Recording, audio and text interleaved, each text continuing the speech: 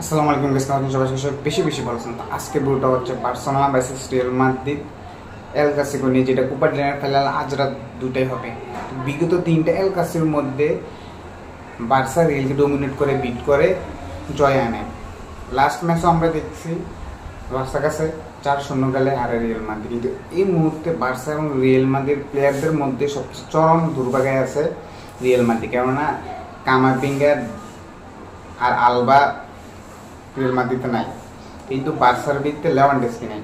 কিন্তু তাদের মধ্যে সবচেয়ে কম জোর আছে রিয়াল মাদ্রিদ এবং জোরে আছে বার্সেলোনা, কারণ বার্সেলোনা পুরাতন গোলকিপার ফিরছে, সেই সাথে শুধু লেভানডস্কি নাই, আর মাদ্রিদের অনেক প্লেয়ার নাই। তো আচ্ছা, কথাটা হচ্ছে রিয়াল মাদ্রিদের জন্য দুঃসংবাদ, কারণ রিয়াল মাদ্রিদ 2টা স্টার প্লেয়ার নাই, যারা কামাভিঙ্গা, জর্ডি আলবা।